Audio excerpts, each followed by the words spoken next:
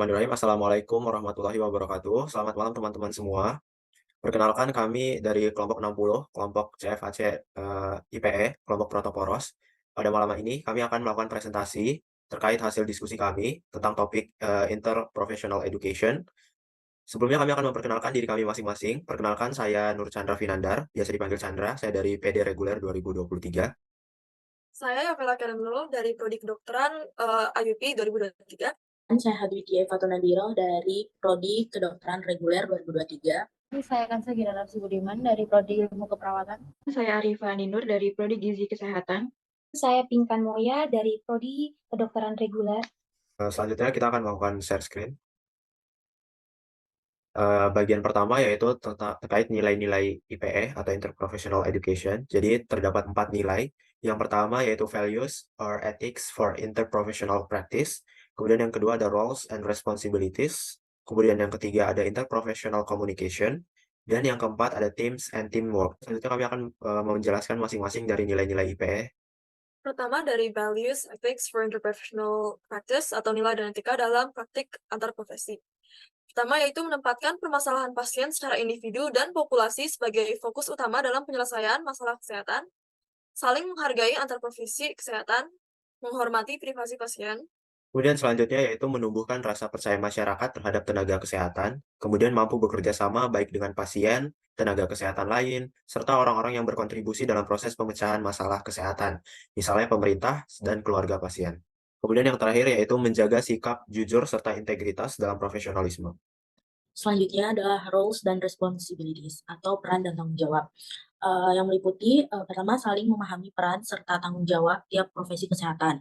Yang kedua, bekerja dengan profesi lain dalam upaya memutuskan pelayanan terbaik untuk pasien.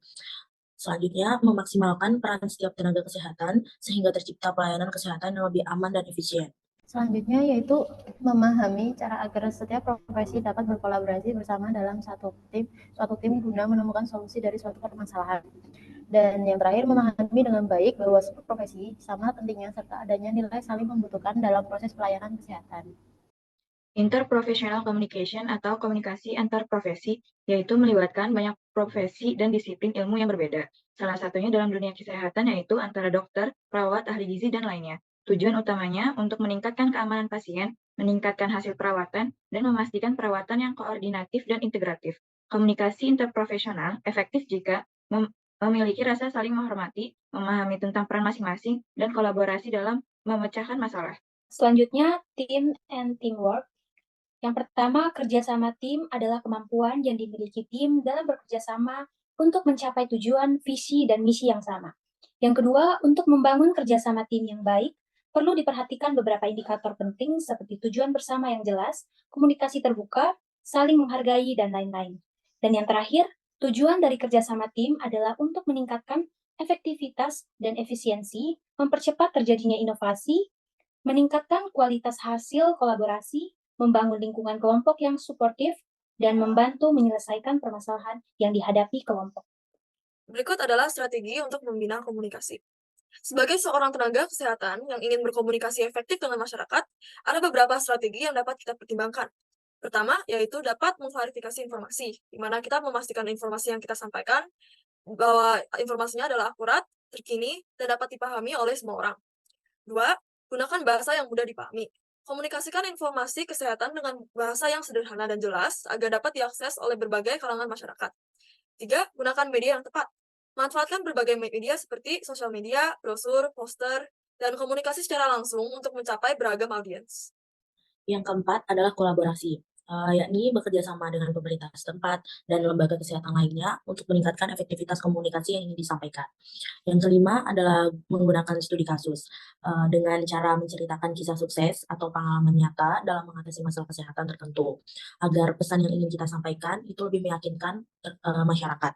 Yang keenam adalah pertimbangkan budaya lokal dengan cara memahami nilai dan kepercayaan masyarakat setempat untuk menghindari kesalahan budaya yang dapat mengganggu jalannya komunikasi. Yang ketujuh adalah mendengarkan dengan empati, yakni dengan mendengarkan dengan baik kekhawatiran, kebutuhan, dan perasaan masyarakat, serta berikan perhatian penuh dan tunjukkan empati terhadap pengalaman mereka. Selanjutnya yaitu Jelaskan dengan jelas. Saat memberi informasi medis, instruktur perawatan ataupun yang lainnya, gunakan bahasa yang sederhana dan mudah dimengerti. Pastikan mereka memahami langkah-langkah yang perlu diambil. Lalu yang kesembilan, tujukan dukungan.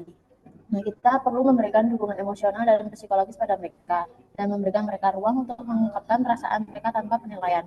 Serta yang ke-10, berikan dukungan sosial. Nah, kita perlu membantu mereka menemukan dukungan dari keluarga lain, teman atau kelompok dukungan yang relevan. Karena dalam menghadapi masalah kesehatan atau krisis dapat sangat menekan secara emosional. Dukungan sosial ini sangat membantu dalam mengatasi stres, kecemasan, dan perasaan cemas si klien. Dan yang terakhir yaitu privasi dan kebijakan. Kita perlu memastikan untuk menjaga privasi masyarakat dan menjelaskan kebijakan terkait privasi dan keamanan informasi kesehatan. Menjelaskan pada mereka bahwa kita sebagai tenaga kesehatan tidak akan menceritakan semua hal yang terkait dengan privasi pasien kepada siapapun. Rencana eksplorasi menurut individu. Menurut dokter, melakukan perkenalan dengan keluarga mitra, membangun rasa saling percaya, mengobservasi kondisi kesehatan keluarga mitra, dan mengidentifikasi penyakit yang sedang dialami serta risiko penularannya. Menurut perawat, mengumpulkan data-data setiap individu dari keluarga mitra, membina rasa percaya, penerimaan, dan berkomunikasi secara terbuka setiap individu. Menurut ahli gizi, menentukan faktor yang mempengaruhi gangguan gizi dan status gizi, mendiagnosis penyakit masalah gizi berdasarkan hasil pemeriksaan fisik dan penelusuran riwayat medis penyakit. Yang berikutnya, lingkungan keluarga.